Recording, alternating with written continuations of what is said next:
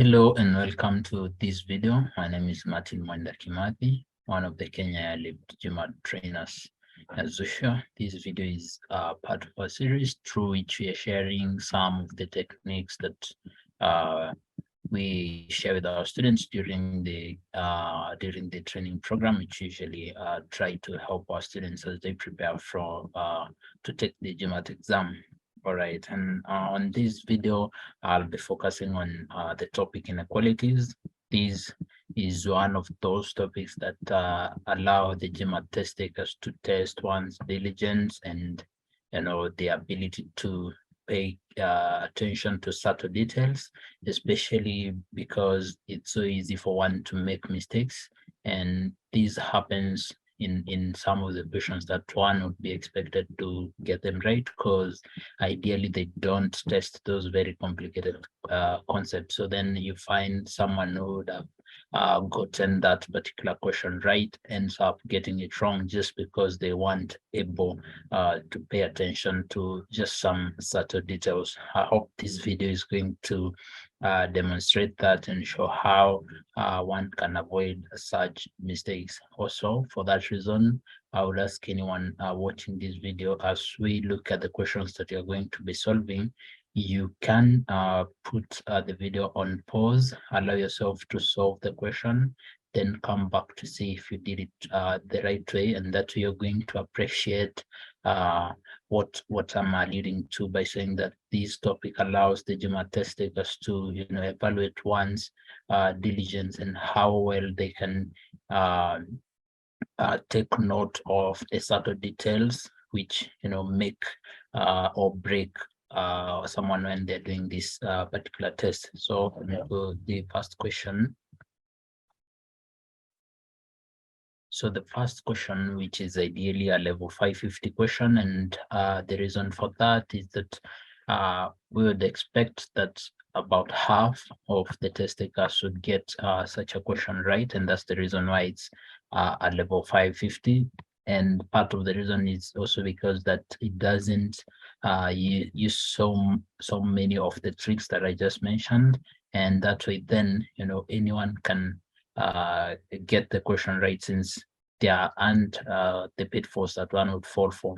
So the question is whether is x less than or equal to 3. That's a question, that's the all the information that we can get from the question stem. And as usual, to deal with data sufficiency questions, the first step is always to ask yourself, what type of question is it that you're being asked in this case? And if you look at it, this is a yes, it's a yes or no question, which then implies that when you're dealing with this question and when you're defining sufficiency, you would expect that a sufficient statement is one that is going to respond to the question stem with consistency. And by that, I mean that there is going to be a consistent yes or a consistent no, right? So if a particular system responds to the question stem as consistently yes, then that particular statement is sufficient. And the same applies for when the response is consistently no. However, that's any statement will become insufficient if the response is sometimes yes and others no. All right, so after you've defined sufficiency and what you'd be expecting from the statement that you'll be evaluating, then you can move ahead and you can go ahead and evaluate the statements, beginning by the evaluation of each statement in isolation. And then if you found none of them to be sufficient, you go ahead and combine the two. So to begin with, we note that the question stem requires us to get values that to respond to it by saying that the value you're getting for x is always less than or equal to 3. So all the possible values that would respond to these question stem as consistently yes are the values from -infinity all the way to 3. And 3 is included. These are the values that would respond to the question stem as consistently yes, and the values from 3 where 3 is not included, all the way to positive infinity are the values that would respond to the question same as consistently no. So if we would find from any of the statements, we would find that we are getting a value on this side and a value on this side, then we term that particular statement insufficient. So for a statement to be sufficient, it will either give us values of x in either of these two regions, all right, and it remains within the values of x remain within that region. We don't expect to be getting some here and others here. So looking at the first statement, it states that 6x is less than or equal to 24. So if we simplify it, we divide by 6, we are going to get x is less than or equal to 4, right? So the values that satisfy this inequality that is specified by statement 2 are the ones that are in this region, right? All of these are actually less than or equal to 4, but note that it does also include some values here, right? Since you're saying it's less than or equal to 4, that's to say we have values, all these values, and additional values to the point we get at, we get to the value 4. So then since you're getting values here and values here, we can term this statement as not sufficient. And in the decision tree, we would cancel out choice A and choice D, since we don't expect statement 1 to be sufficient, and by that then choice A is not our correct answer. And if we are canceling out choice A, then choice D also would be out, since choice D expects that both of the statements are going to be sufficient.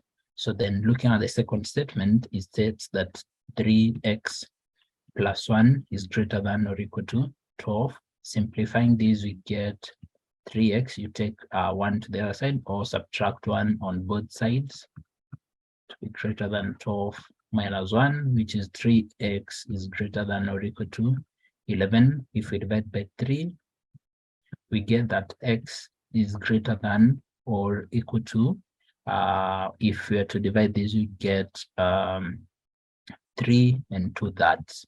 So as you can see, in this case, you're getting that x is actually greater than 3, okay, and 2/3.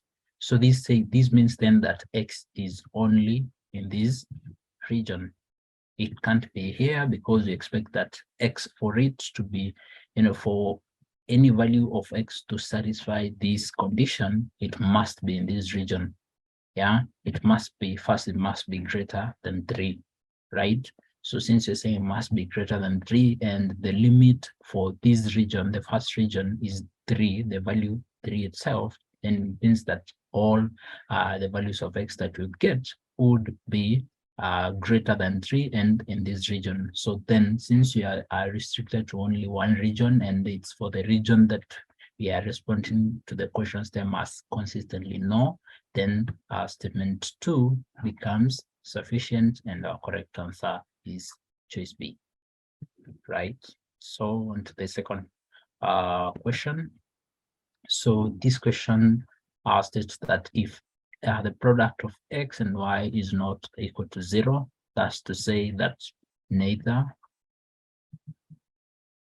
x nor y is equal to 0, all right? Then the question is the reciprocal of x over y greater than x over y? So to simplify these pros and have it in a simpler and algebraic form, you would have the reciprocal of x over y is y over x. We asked whether this is greater than x over y. So these are asked in this question, and now that we've decomposed the question stem, we can apply the steps. So the steps, the first step is to determine what type of question is it. So we asked, is this greater than this? We would respond to this question as either yes or no, and then for that reason we are looking for consistency in the responses. Is it a consistent yes? Is it a consistent no? So for a statement to be sufficient, it must respond to the question stem as consistently yes or consistently no. And in this case, for a statement to respond to the question stem as consistently yes, then it would mean that the reciprocal of x over y or y over x is actually greater than x over y. And for it to respond as consistently no, then it means that y over x is actually less than x over y.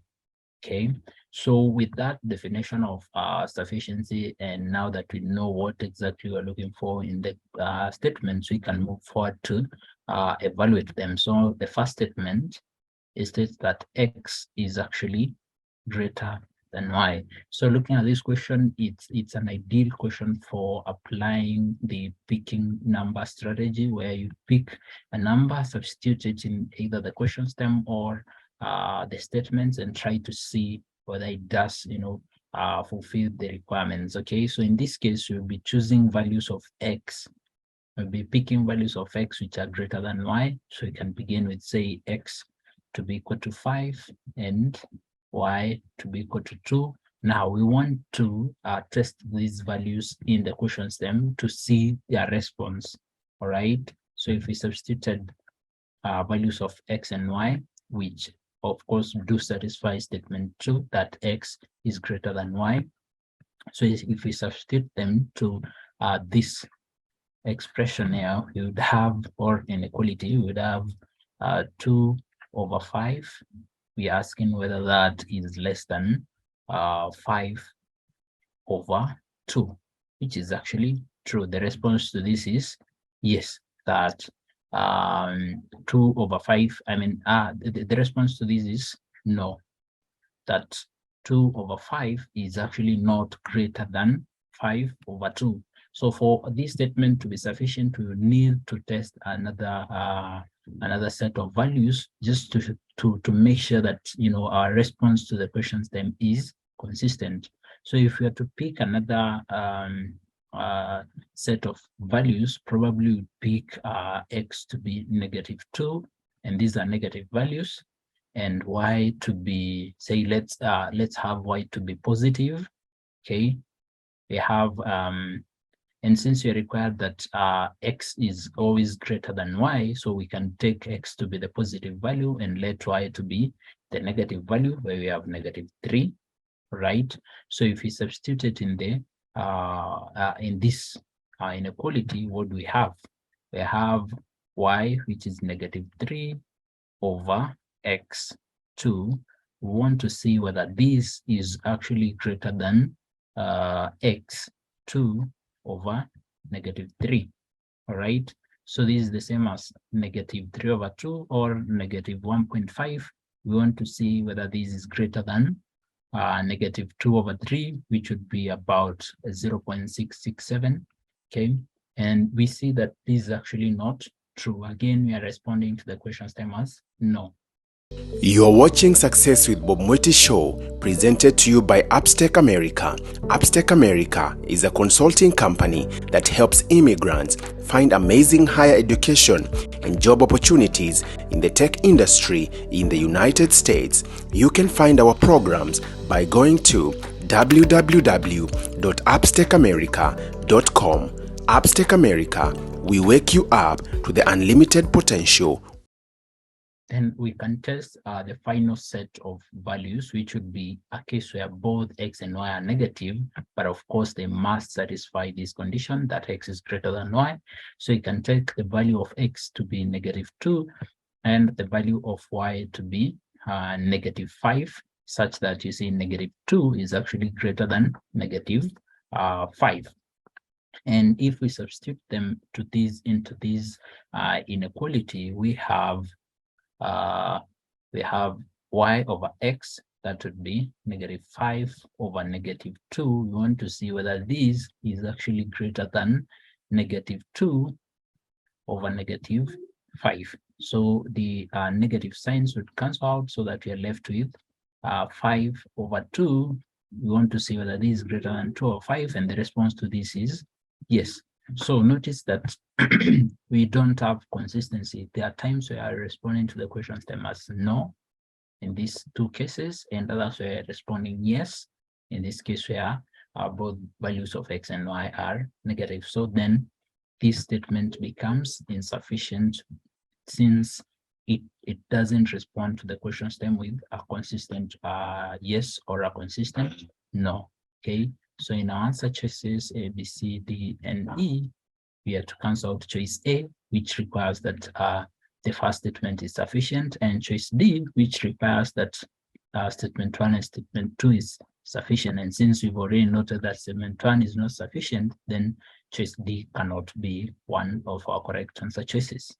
So then moving on to the second statement states that the product of x and y is greater than 0. So this is to say that the product is actually positive. And when can we get the product of x and y being positive? This is only when x and y are positive or x and y are negative. These are the only cases where we would have the product of x and y being greater than 0 or being positive. Right? And if you look at what we've tested in the first statement, we see that we tested both positive values when one is negative and both negative. And if we focus on the two situations where we had both being positive and both being negative, we see that for this case, we are responding to the question stem as yes. And for this case, we are responding to the question stem as no, which means then there isn't consistency, even if we are to work out statement 2. And for that reason, then statement 2 would become insufficient. The rationale for that is that the only possible values of x and y that we would choose so that we satisfy the condition set by statement 2 would be where x and y are both of them are positive, and or a situation where both of the values of x and y are negative. And since we have tested both cases in the first statement, then it wouldn't be of any essence to go again and test it, since we've already done that. And we can see that the responses are not consistent. In one case, we are responding as no, which is this case here, where we are 2 and 5, and here we are responding as yes, where we are -2 and -5. And since there isn't any consistency in the responses, then that statement becomes insufficient, and choice B then cannot be our answer, because choice B requires that statement 2 is sufficient. So at this point, then we can move ahead and combine the two statements. And notice that when we combine the two statements, they do not present any new information. What we had when we were dealing with the first statement was 3 cases. All right. Statement 2 restricted us to 2 cases, and combining the two statements would essentially eliminate only this choice, and you're still left to with these 2 possibilities.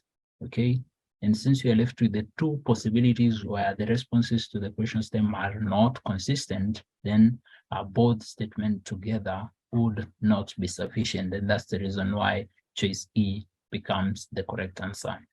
All right, on to the final question. So here the question stem states that if B is actually not equal to 0 and A is greater than B, the question is A greater than C? All right, so we can note that B is not equal to 0. That's the first condition. The second one, that A is actually greater than B. And now the question is whether A is greater than C. So of course, our response to this question stem would either be a yes or a no. So then the type of question is a yes or no. And for that reason, then the definition of sufficiency would be that a consistent response to the question stem would point to a sufficient statement, and of course an inconsistent response to the question stem would point to an insufficient statement. All right, so with that information, then you can see that still this question is one in which one would want to apply the picking numbers strategy. However, if you actually looked at it much, to much more diligence, you note that you don't even need to go ahead and do any computations. All you need to do is look at the question stem and at the statements and apply some of the basic understandings of inequalities, inequality logic. The first one being that when you're doing division and multiplication operations on inequalities, you want to make sure that if you're dividing you divide by positive values. If you do a positive division by positive values on both sides of the inequality, then the inequality remains as is. Inequality sign remains as is. But then if you do the division or multiplication using negative values on both sides, you must invert the inequality sign. All right. So since here we have variables only, we can't tell whether any of the variables is actually positive or negative. So in the case of the first statement, we have A over B is greater than C over B. This is the condition set by statement 1. We want to see whether if we satisfied this condition, would A always be greater than C? So if we look at this statement, we see that the denominator is the same, so we want to eliminate it. However, there are two possibilities here, that B is positive or B is negative. So looking at the first case where B is positive, and we did this multiplication by B on both sides, we would cancel out B without changing this sign, and we'll be left with A being greater than C, which then would mean that you are responding to the question stem as yes, because this is actually the ask in the question, right? So if we look at the other possibility where B is negative, we would have, if we did this cross multiplication, if we multiplied by B on both sides, then we will need to invert this inequality sign since B is negative, right? Note that you're saying when you perform a division or multiplication on inequalities using a negative value, you need to invert the inequality sign. So if we did that and inverted this inequality sign, we would end up with A being less than C. So notice that in this case, then we would respond to the question stem as no. Okay, and for that reason, then you can see that there isn't consistency in that, at times you're responding to the question stem as yes, and others you're responding as no. Okay, so then for that reason, this statement would be insufficient, and in our decision tree, choice A is out, and so is choice D. Okay, so then we can move on to the second statement, which states that B multiplied by A and B, 5 multiplied by A and B is actually greater than 6B and C. You can see that still B is common in both cases, right? Which would then mean that we can actually divide by B on both sides of the inequality sign to eliminate it, okay? But still, we would need to apply these two conditions, that if we did division by positive values, the inequality sign will remain as it is. But if we used negative values, we would expect that the inequality sign is going to get inverted, okay? So in this case, if we are working with the possibility where B is positive, we would have 5AB greater than 6BC. We divide by B, B cancels out. We are left with 5A is greater than C. Okay. Notice that in this case, you're saying 5 portions of A. Okay. are actually greater than C. Yeah. See, this statement, what it tells us is that, this is greater than 6C. 5 portions of A are greater than 6 portions of C. Yeah. It tells us in a way that we only need 5 portions of A to be greater than 6 portions of C, which then would point to the fact that A is greater than C. Okay, so in this case, we'd be responding to the question stem as yes. However, in the case where B would be negative and we would end up inverting this inequality sign, we would have 5A being less than 6C.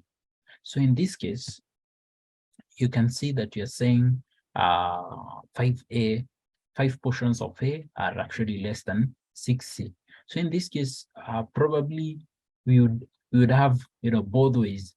There are times where we respond to the question stem as yes, and others will respond to the question stem as no, because imagine if we had a value of A as say 2 and C being 1.